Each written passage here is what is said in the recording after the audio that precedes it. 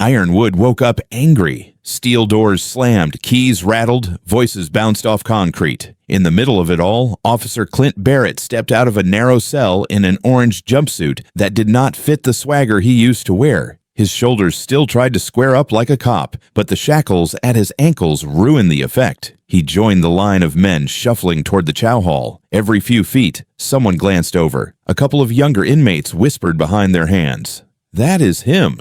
Yeah, that is the cop who got dropped by that black MP on live TV. Barrett kept his eyes straight ahead, jaw clenched. He used to walk tiers like this and watch fear ripple away from him. Now the fear moved the other direction. He ate alone when he could. Back to the wall, pretending he did not hear the snickers whenever the prison news channel replayed that clip in slow motion. Officer slaps black MP during hearing. Moments later, he hits the floor. Across town, sunlight poured through tall windows in the state capitol hearing room. The air smelled like polished wood and old paper. Maya Preston sat at the witness table, a small nameplate in front of her. Attorney General Maya Preston. The cameras loved that title almost as much as they loved the scandal that came before it. She adjusted the cuff of her blazer and caught a glimpse of herself on the monitor. The makeup artist had done her best, but under the soft foundation, there was still a faint white line on her lower lip. Another thinner one circled her wrist where a cuff had once bitten too deep. "Representative Preston," a senator asked, leaning into his microphone, "some of your critics say your reforms are personal, that they come from what happened in that courthouse last year. Did you attack an officer that day?" The room quieted. Reporters lifted their phones a little higher. Maya felt dozens of lenses zoom in on her face, on the almost invisible scar. For a heartbeat, she was not in the ornate chamber. She was back, in a service corridor that smelled like dust and old steam, with a hand flying toward her and 3 seconds stretching into forever. Outside, the news screens on the Capitol Plaza cycled old footage. A younger-looking Maya, in a white blouse streaked with someone else's blood, her hands cuffed behind her back. Flashbulbs exploding while a stretcher rolled past, Barrett strapped into a neck brace, eyes closed, playing the good wounded officer. The Chiron at the bottom screamed its own verdict. Black MP attacks decorated officer. 3 seconds, she thought, meeting the senator's gaze. 3 seconds almost buried me. But those same 3 seconds dragged a whole rotten corner of this system into the light. She did not answer right away. Instead, her eyes drifted past the semicircle of lawmakers, past the rows of staffers and spectators, to the high window at the back of the room. Through the glass, she could see, in the distance, the gray bulk of the county courthouse where it had all started. Ever since that slap, there was no such thing as safe ground anymore. Not for Clint Barrett in his jumpsuit. Not for Frank O'Donnell, who had once run a division and now pushed a mop. Not for Maya Preston, who had learned exactly how fast public love could flip to public doubt. And not for a justice system that could not pretend it did not know. From the moment his hand touched her face, it was not just one face that changed. The mask this state called justice tore open, and everyone finally had to see what was underneath. If you just play it by the book, the system will protect you. Dominic Vale said it around a fork full of pancakes, voice flat, eyes tired in the neon light of Lou S. Diner on East Briarwood. Saturday morning, coffee burned from sitting too long on the warmer, kids running past the booth, old heads at the counter arguing about the game. It was the neighborhood Maya Preston had grown up in. She knew every crack in the sidewalk outside. She also knew how many times patrol cars had slowed down just to stare at boys who looked like her cousins. She wrapped her hands around her mug. The scar on her thumb, from stitching up a soldier in a dust storm years ago, caught the light. "I am playing it by the book," she said. "I am writing the book. I put every complaint in writing. I keep copies of everything. They cannot ignore the paper forever." Dominic watched her for a moment. "You really believe that? If I do not, then what the hell am I doing in that building? Dom."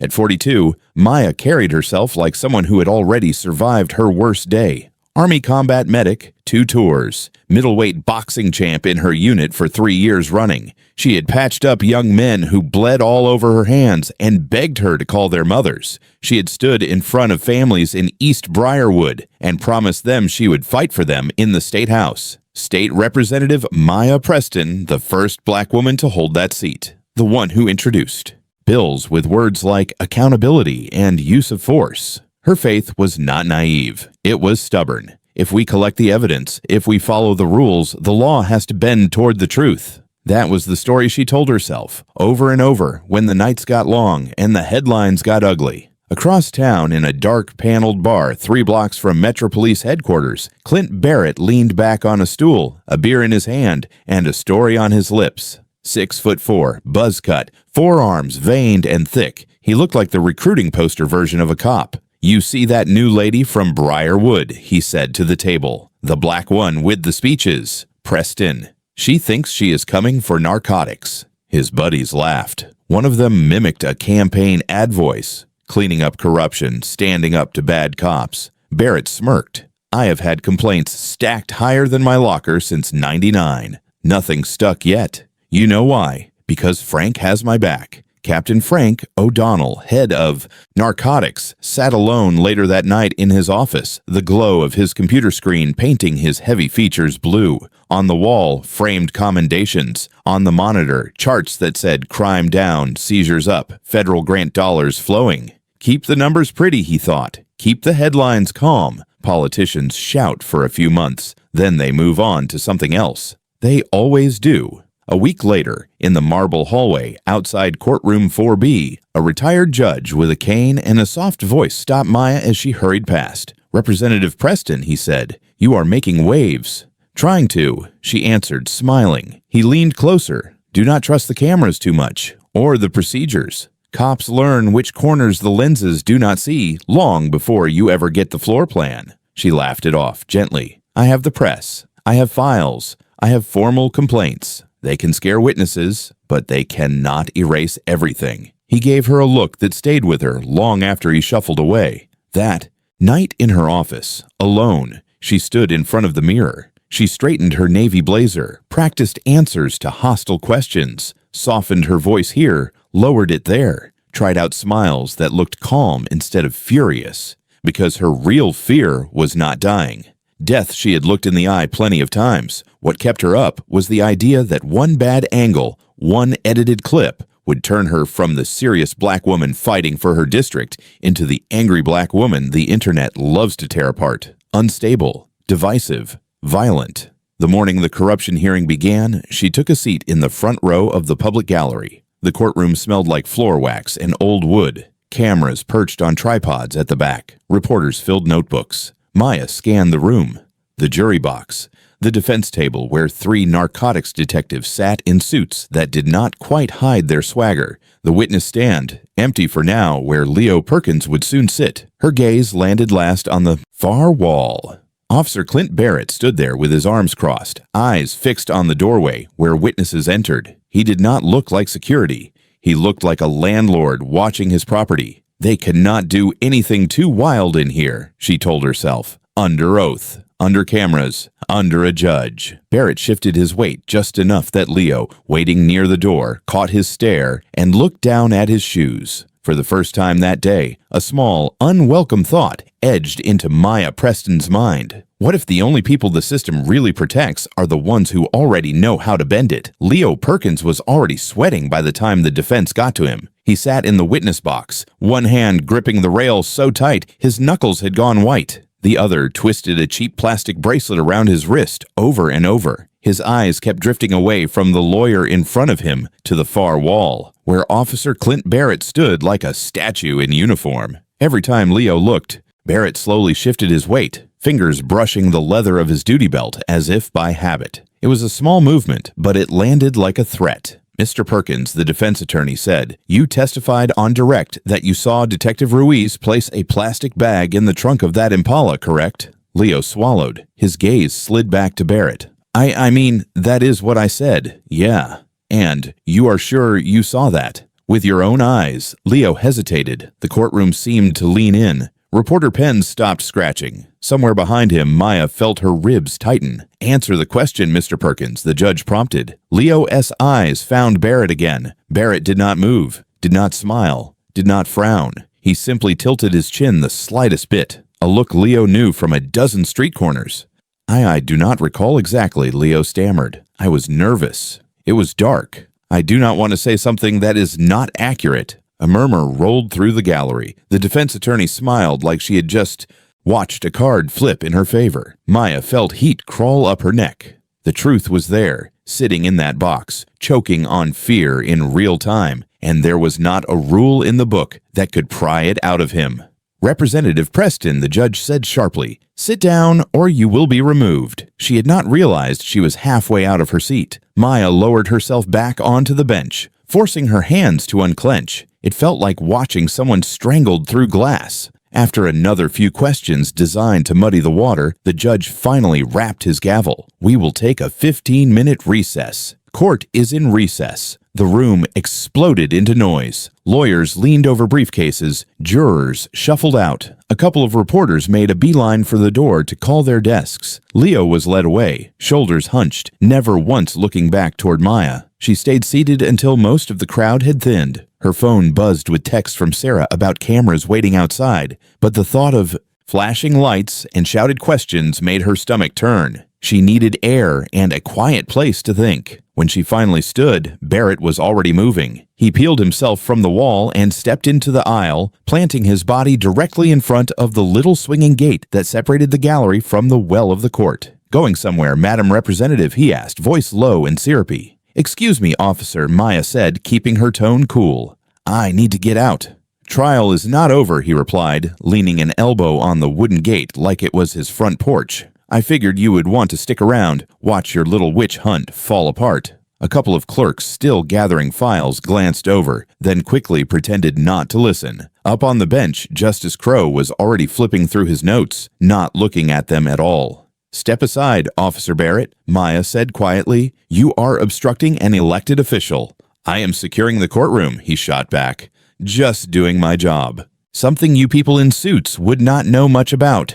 She took a step closer so only he could hear her. "Your job is to keep this place safe, not to scare witnesses into changing their story, and not to box in public servants who make you nervous." His eyes narrowed. "You have been signaling to Perkins all morning," she continued. "I have already filed 3 complaints about you. When the audit hits Metro next quarter, your pension is going to be the first thing on the chopping block." The word pension hit like a slap he did not see coming. The smirk slid off his face. For a second, his jaw worked, like he was chewing on something bitter.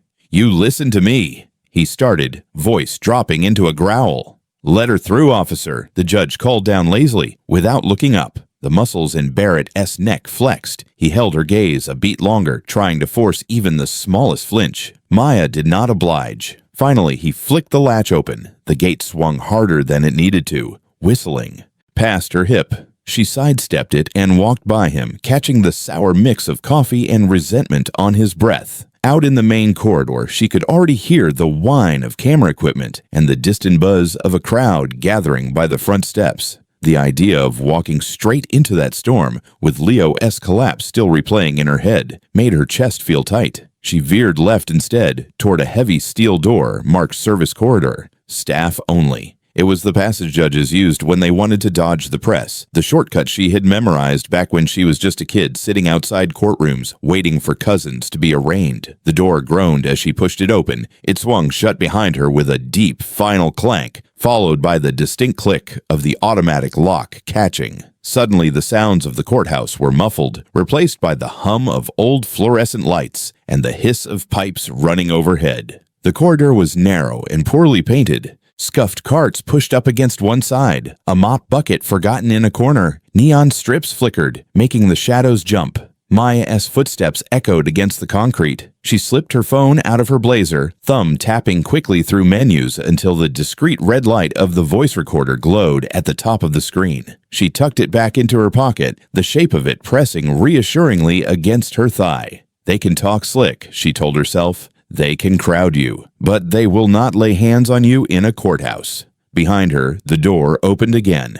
Heavy, confident, no hesitation. The lock closed with the same metallic snap. Maya did not turn right away. She listened. The footfalls were measured and unhurried, the slow swagger of someone who believed the ground under him belonged to him. When she finally looked over her shoulder, Barrett was 20 feet away. Cap off, his short hair bristling under the buzzing lights. He held his hat loosely in one hand like this was some polite little social call. "You are lost, officer," she said. "This is service access." "No," he said, walking closer. "I am exactly where I need to be. You and I have unfinished business." She shifted her stance without thinking, feet a little wider, weight evenly balanced. Her instructors in the Army would have recognized it immediately. Hands empty, knees loose, center of gravity solid. "We have nothing to talk about," she replied. "Open that door and let me pass." He chuckled, a hard, ugly sound that bounced off the concrete.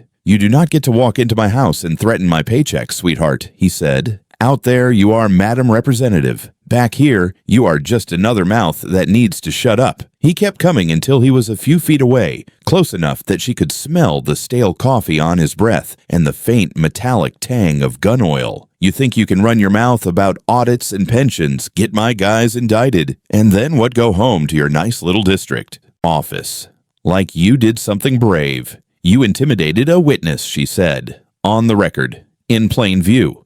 Who is going to believe that he shot back? You, the angry politician playing the race card." He moved again, and this time he crossed the line between conversation and contact. His hand came up and landed on her shoulder, fingers digging into the fabric and flesh beneath. He squeezed, slowly, deliberately. "Here is what is going to happen," he murmured, leaning in so close she could feel the words against her cheek. "You are going to walk back out there. You're going to tell those cameras you misjudged this department, and you are going to apologize to my men. Publicly."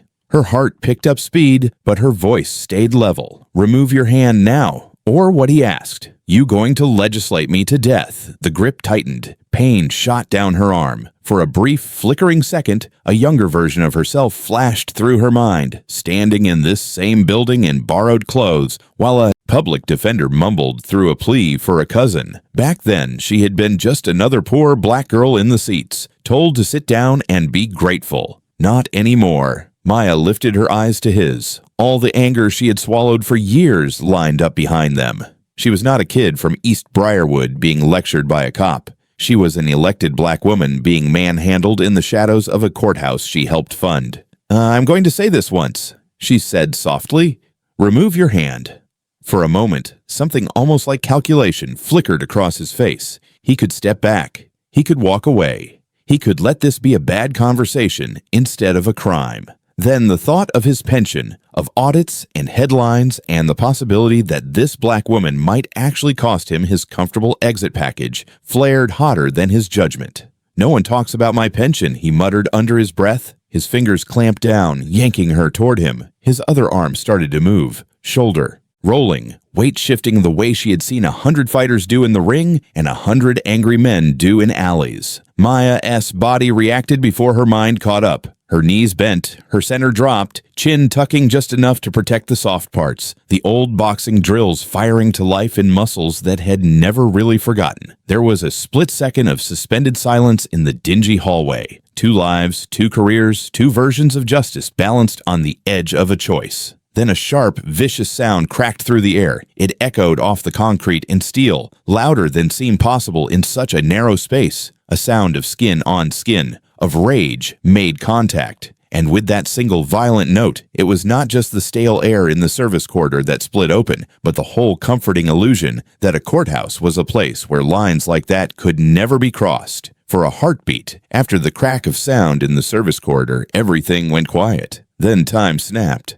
Back. Barrett was on the concrete, flat on his back, one arm twisted under him, the other slack at his side. A thin line of blood crept from his nose toward his ear. His eyes were closed, his chest heaving in shallow bursts. Maya stood a few feet away, lungs burning, cheek throbbing where his hand had landed first. Her own fist ached down to the bone. It felt like every nerve in her body was firing at once. "Are you serious?" she whispered, more to herself than to him.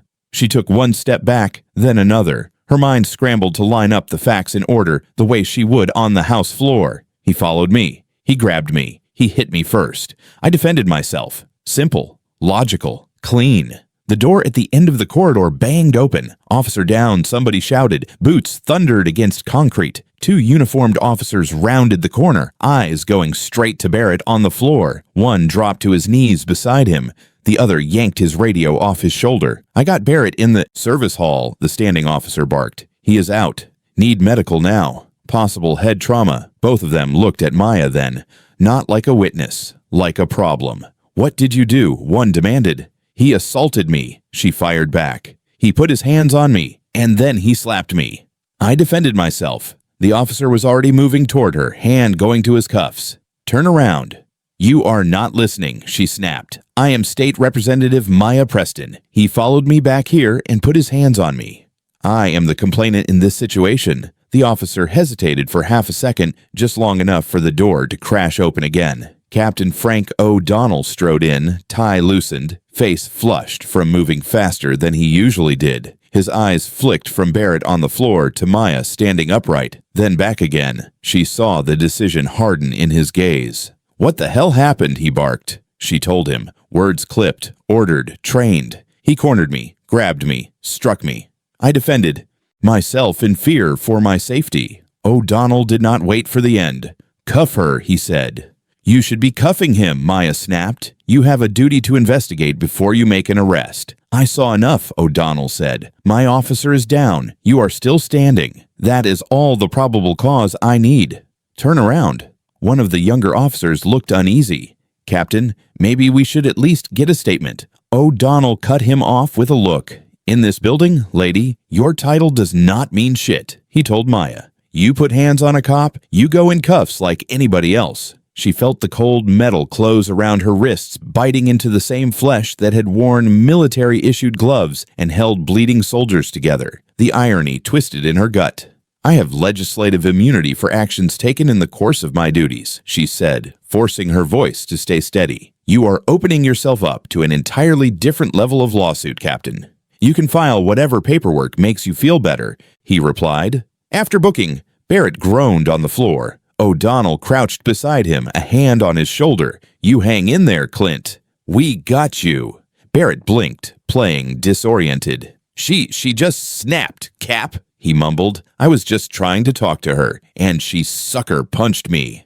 "Get EMS in here now," O'Donnell barked. "And somebody call the press office." Maya could feel the story being born right there in the middle of the stale, humming corridor. It was not the one she had lived. It was the one they were going to tell. They marched her out of the service hallway, not toward a side exit or some quiet stairwell, but straight into the main lobby. Marble floor, high ceiling, seals of the state, and flags on polished poles. And beyond the security line, already gathered for the corruption hearing, a knot of reporters and camera crews. Heads snapped up as soon as they saw the cuffs. "Is that Representative Preston?" someone said. In an instant, microphones extended, cameras re-aimed, lenses zoomed, flashbulbs popped like tiny explosions. The officers pushed her forward, their hands firm on her arms. "Representative Preston, did you punch an officer?" A woman in a navy blazer shouted. "Were you under the influence at the time? Did you assault him because you did not like his testimony?" Another voice called out. Maya kept her chin level. Her lip tasted like iron. She wanted to scream the real sequence of events into every microphone, every camera, to force the truth into the record before it got buried. Instead, she looked straight ahead and kept walking. If she gave them a picture of her raging, they would use it forever. Behind her, the automatic doors whooshed open again. Paramedics rolled Barrett out on a stretcher, a foam collar now wrapped around his neck, an oxygen mask hovering near his face. He winced dramatically as the gurney bumped over the threshold. "Officer Barrett, did the representative attack you?" someone shouted. He closed his eyes, shaking his head. Weakly, playing the part of the brave victim who does not want to say a bad word about anyone. Maya swallowed hard. It did not matter that she could still feel the sting of his slap buzzing in her nerves. Out here, the cameras only saw one thing. A black woman in handcuffs and a white officer on a stretcher. They shoved her into the back of a squad car. The door slammed, and the world outside turned into a muted blur behind metal mesh.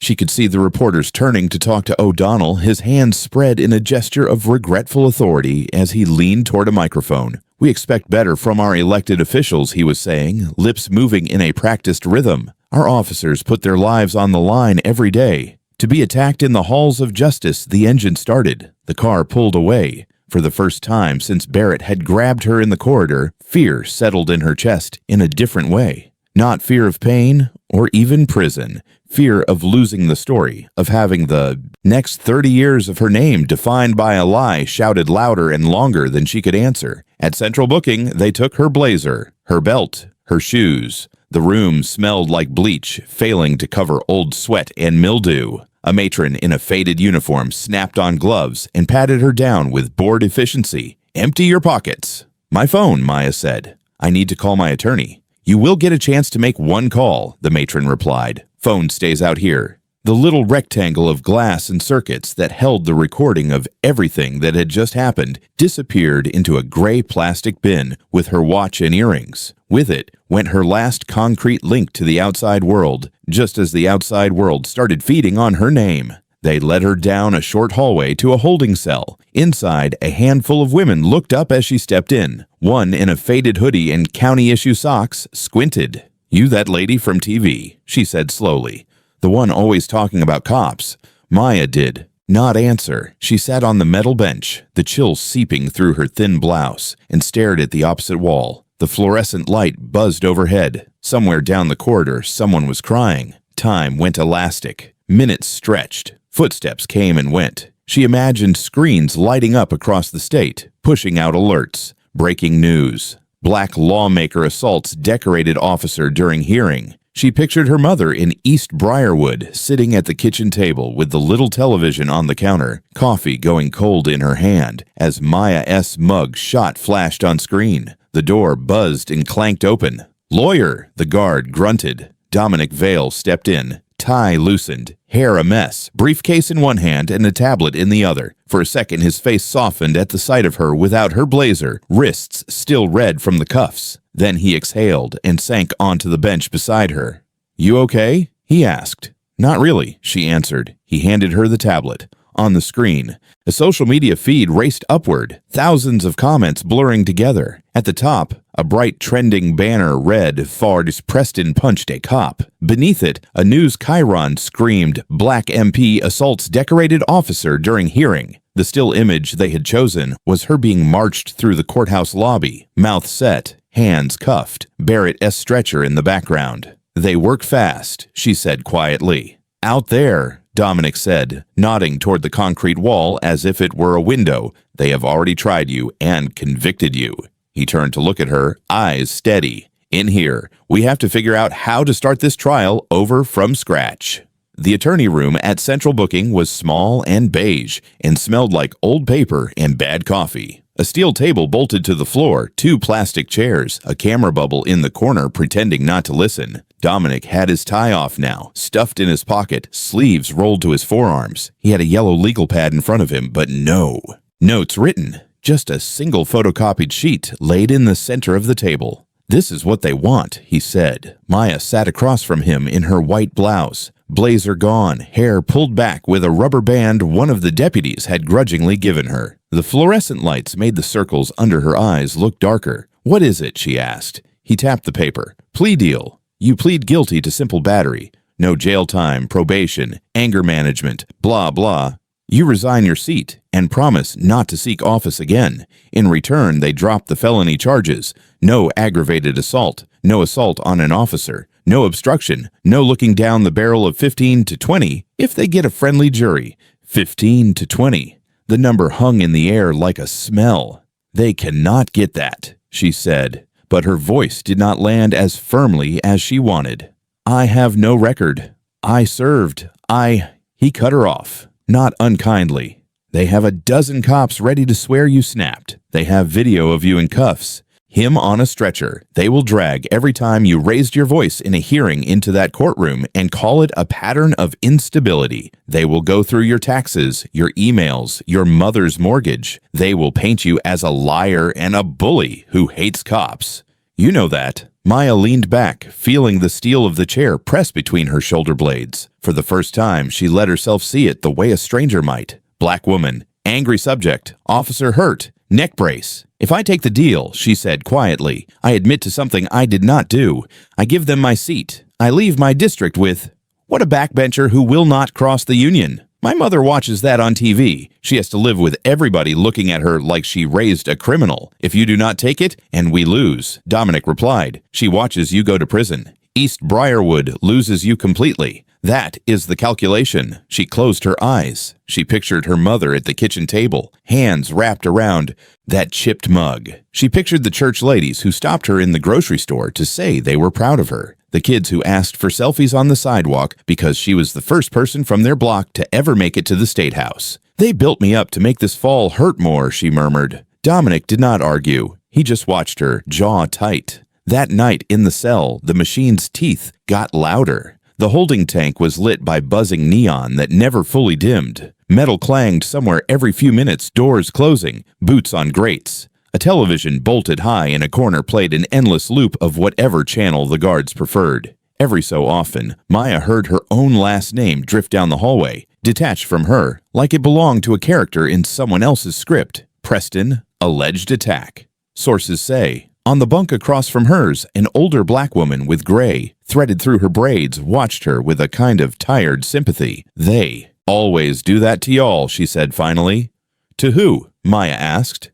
To the ones that speak up, the woman answered. First they make you look crazy, then they make you look violent. Easier to throw you away that way. Maya did not have a response. She lay back on the thin mattress, staring up at the ceiling, listening to the murmur of voices and the occasional shout. The wrist, where the cuffs had dug in, pulsed with a dull ache in time with her heartbeat. The system is not a person, she thought. You cannot reason with it.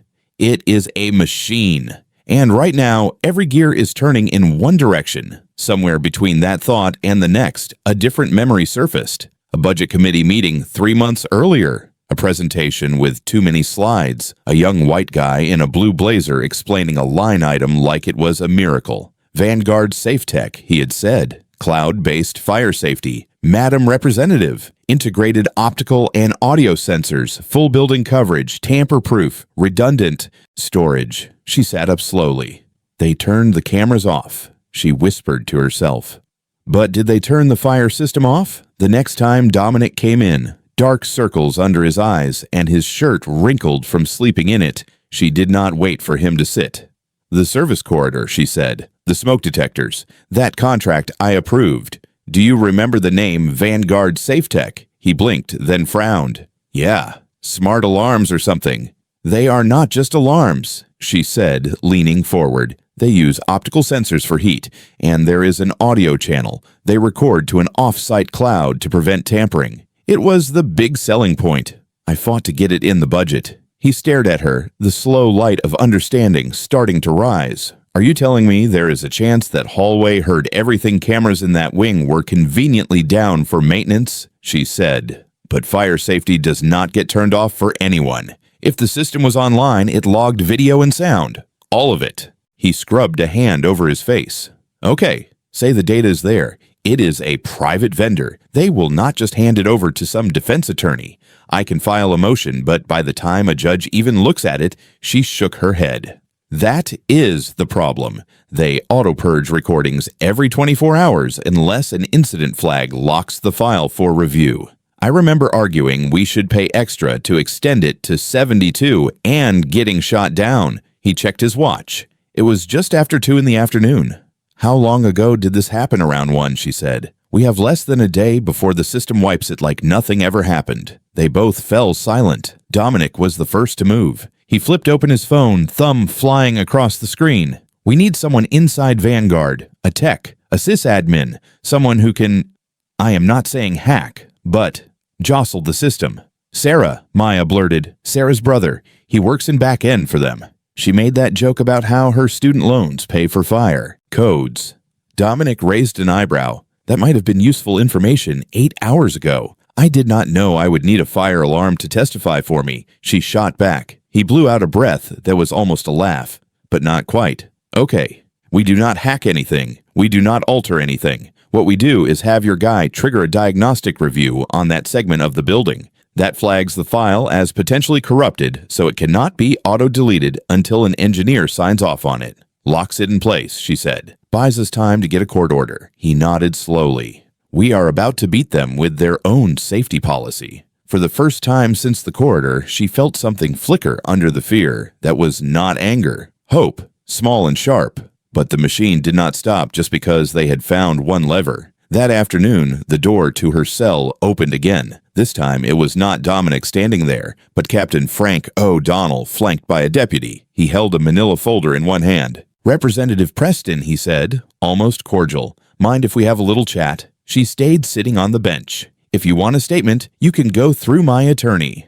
"I'm not here for a statement," he said, stepping inside anyway. "I am here with an opportunity." The deputy closed the door behind him. The sound echoed in the small space. O'Donnell pulled out a single sheet of paper and held it up. Printed confession.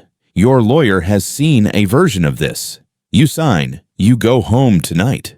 "What does it say?" she asked. "That in a moment of emotional distress, you struck Officer Barrett while he was attempting to perform his duties," he said. "That you regret your actions. That you accept responsibility. We bumped the charge down to a misdemeanor. You agree to resign your seat at the end of the month, do some community outreach dog and pony show. We all move on. And if I do not sign," he smiled, a slow, practiced thing that never reached his eyes. "Then we do this the hard way. We file every felony we can stack. We call every cop in this building to that stand to talk about your temper. We subpoena your emails, your donors, that kid you yelled at in committee last spring. You will rot in here while we parade that officer all over TV as the man you brutalized because he would not play politics with you." He let the words sink in. "Look," he went on, voice softening into something that might pass for sympathy to someone who did not know better. "You are smart. You know how this town works. There is no upside to dragging this out. The headlines are already written. This is me being generous." Her throat felt tight. For a moment, the image of a prison cell with bars instead of this holding tank rose in front of her like a physical thing. 15 years. 20. No more hearings, no more bills. Her seat handed off to someone who would sit quietly and vote the way they were told.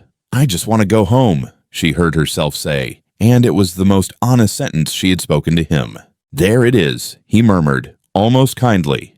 "That is all this is. Sign, and we put this bad day behind all of us." He set the paper on the bench beside her, along with a blue pen. The deputy shifted his weight, looked deliberately away, giving the scene a pretense of privacy. Maya stared at the page. The words blurred for a second, then came into sharp focus. Maya Preston, admit that I...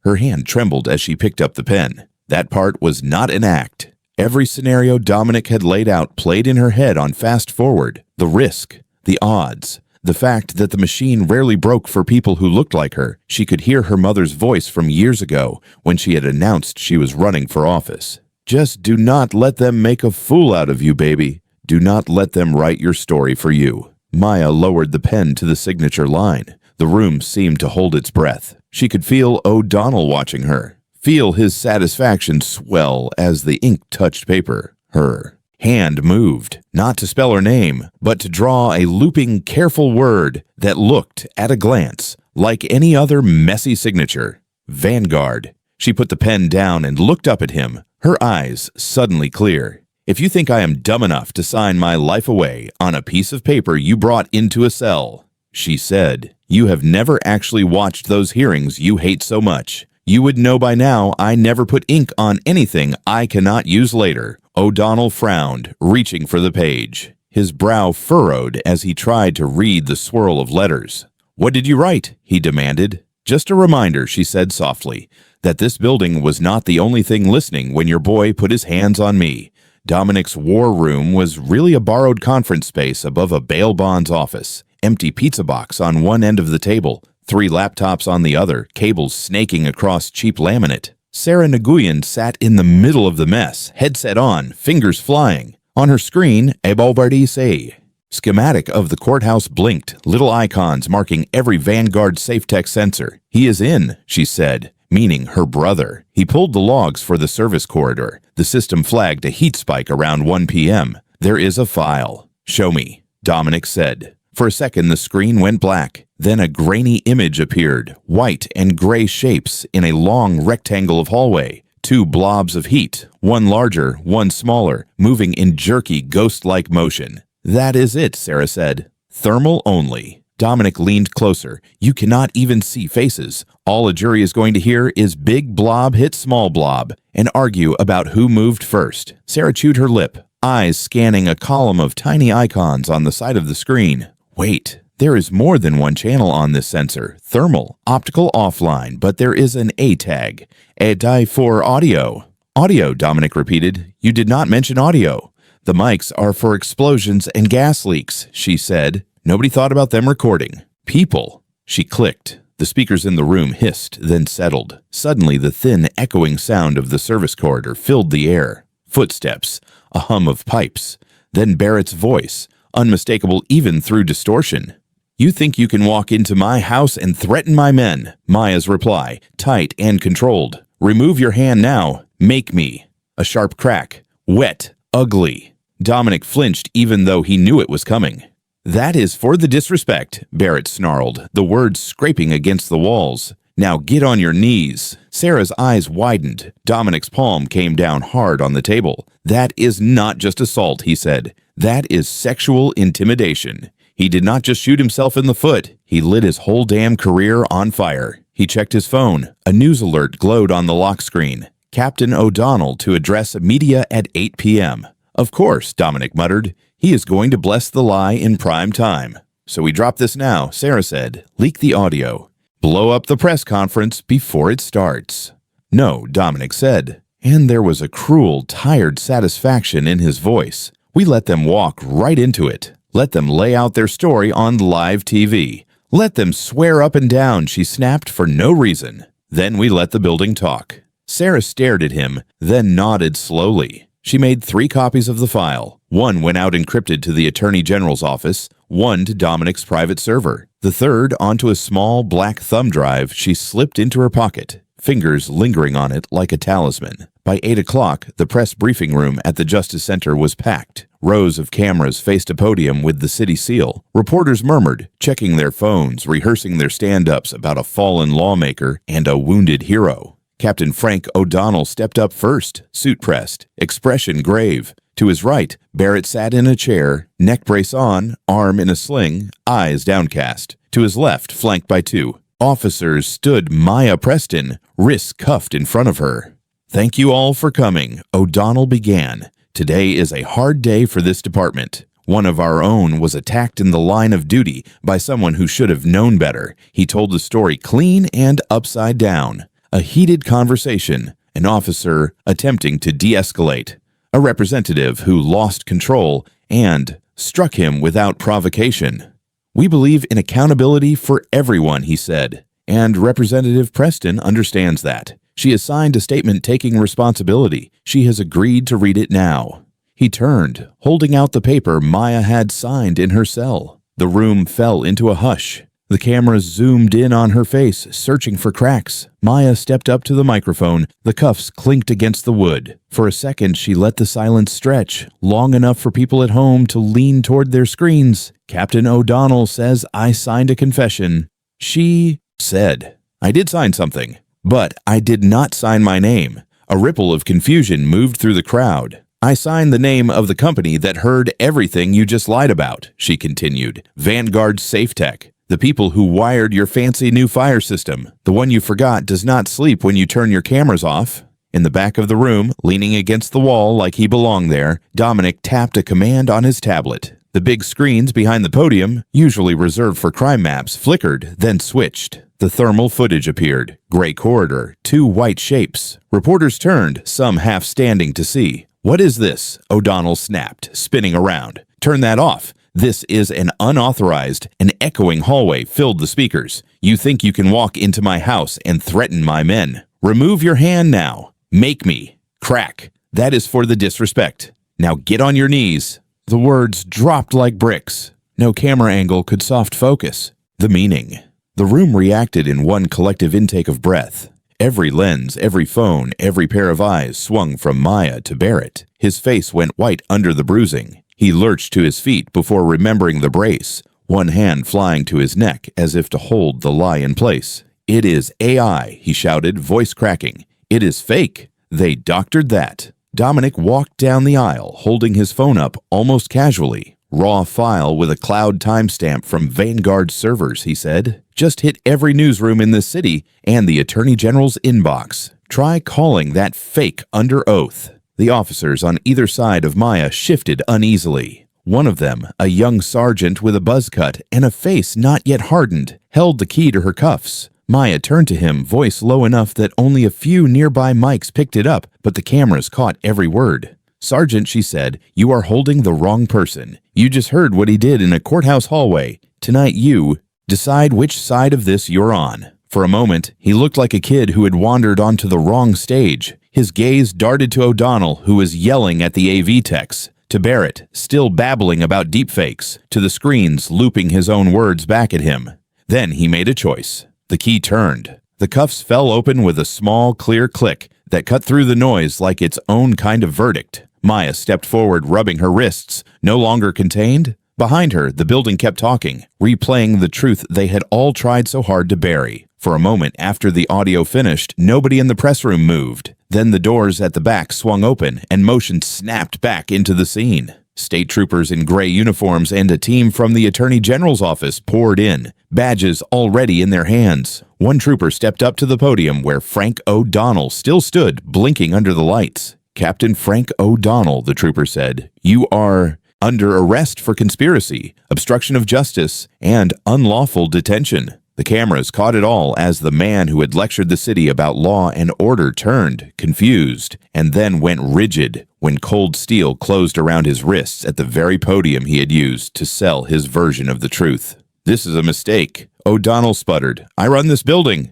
"Not anymore," the trooper replied. Across the stage, Barrett bolted. He dropped the neck brace without thinking and made a clumsy run for the side exit, shoving past a cameraman. He almost made it to the door. Dominic, standing near the aisle, shifted his foot out just enough. Barrett's boot caught Dominic's shoe, and the big man pitched forward into a stack of audio equipment. Microphones toppled, cables wrapped around his legs. By the time he struggled free, 3 troopers were on him, pinning his arms behind his back as reporters shouted questions over his curses. The fallout did not take weeks. It started that night. Every case O'Donnell and Barrett had touched in the last decade lit up on review lists. Old complaints that had died in basement filing cabinets were dragged into conference rooms. Defense attorneys who had given up on certain appeals suddenly found their phones ringing. When the narcotics corruption trial resumed, the courtroom felt like a different country. Judge Robert Hayes sat stiffer on the bench, a sickly look on his face, as if he finally understood that his casual indulgence of the old guard might be read back to him one day.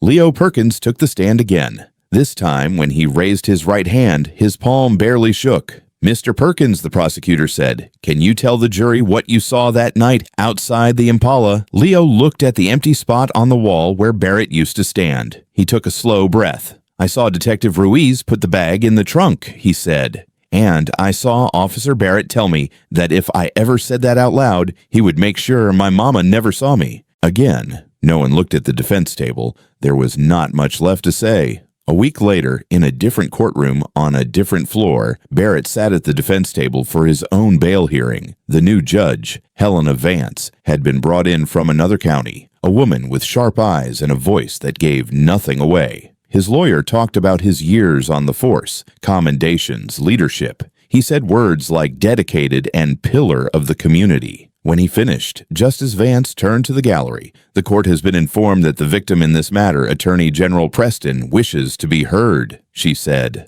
Maya stood. The scar on her lip had faded to a faint line, but the room got quiet, as if everyone could still hear the slap. "Your Honor," she began, "I am not here because he hurt my face. I am here because for years he used his badge as a weapon. He turned this courthouse into a hunting ground. He believed poor people and black people were props he could move with fear. When he followed me into that corridor, he was not out of character. He was perfectly in character. He just finally hit someone who could hit back." She did not raise her voice. She did not look at Barrett as she spoke. She watched the judge. "I have heard from at least a dozen people since that tape aired," she went on, all telling the same story. A hallway, a threat, a hand on the shoulder that turned into a hand around the throat. If he is released, he will not run. He will do what he has always done. He will try to scare people into silence. Justice Vance looked down at Barrett, at the man who once barked orders in these halls, now sitting in a suit that suddenly looked too big. "Mr. Barrett," she said, "this court finds you to be a danger to the community and to the integrity of these proceedings. Bail is denied. You will be remanded to county jail pending trial. Given your history with a significant portion of the inmate population, I am recommending separate housing for your own protection." Barrett lurched to his feet, chains clanking. "You cannot put me in there," he blurted. "They will kill me in there." "You should have thought about that before you turned these halls into your own personal kingdom," Judge Vance replied. "Guards, take him." His voice cracked as they led him away. For years, he had told other people where to stand, when to speak, when to kneel. Hearing him beg not to be thrown in with the same men he had processed in orange jumpsuits hit the room like another kind of verdict. Frank O'Donnell read the writing on the wall earlier. Faced with a stack of potential charges and a file of internal emails that did him no favors, he took a deal. No prison if he cooperated. In exchange, he signed away his pension, his rank, and any right to wear a badge or work near one for the rest of his life. Months later, the marble floors of the Justice Center gleamed even brighter than before. New cameras watched every angle. Policy posters lined the walls. And in a gray uniform with a janitorial company logo stitched over the chest, Frank O'Donnell pushed a mop bucket across the same lobby where he once strutted in dress blues. Maya walked through on her way to a meeting, a folder under her arm. She saw him before he saw her. He hesitated, eyes dropping to the floor, knuckles whitening on the mop handle.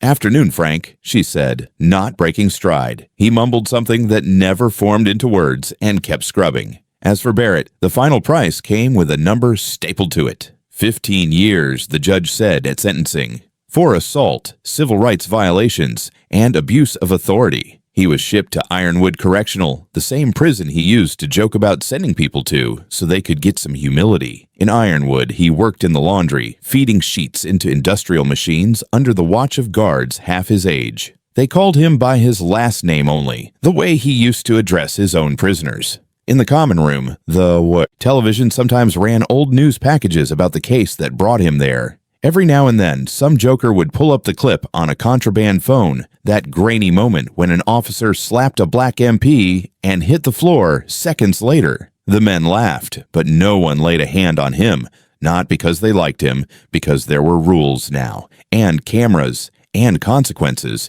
the same things he had once believed would never catch up to him.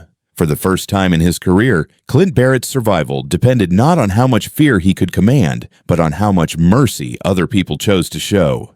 Chapter 8. The echo of a slap. 1 year later, the Justice Center did not feel like the same building. New cameras watched every hallway. Monitors in the lobby cycled through messages about the Judicial Accountability and Transparency Act, though everyone just called it the Preston Act. A glass case on the wall held a printed copy of the law framed like a promise. Maya Preston walked through the front doors not as a defendant, not even as a simple state rep, but as the Attorney General of the state. She was there for an unannounced inspection, the kind she used to dream about when she sat in the cheap seats and watched power move past her. Near the entrance, a man in a gray jumpsuit pushed a mop bucket across the marble. Frank O'Donnell. The old swagger was gone. He glanced up, saw her, and his eyes dropped so fast it was almost a flinch.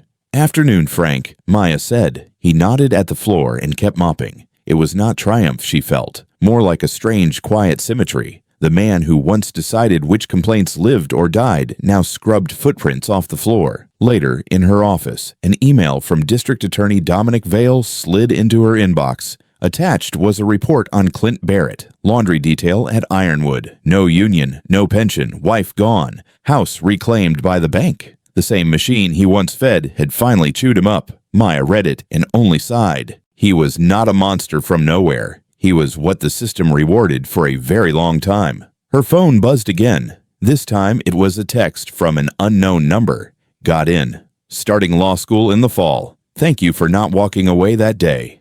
Leo. She stared at the message for a long moment, feeling something warm settle where the old anger used to sit. A kid who once shook on the stand was about to learn the rules from the inside, maybe even rewrite a few. In the quiet of her office, she let her mind go back to that hallway. to a slap that tried to put her in her place and a punch that refused to leave her there, to a building wired to catch fire that ended up recording the truth instead. The system was never a hero and never a single villain. It was 100 small choices, cowardly or brave, made in rooms just like this. Barrett's hand on her face was not an accident. It was the true shape of a corner of that system finally caught in the light. Her fist was not just a hit. It was the first crack in a wall that needed breaking. In the end, it was not her punch that really put Clint Barrett on the floor. It was the truth he had spent his whole career trying to bury, finally standing up taller than he ever did. Power is not measured by how hard you can hit. It is measured by how straight you can stand when an entire machine leans on you to kneel. And that is what this story has always been about.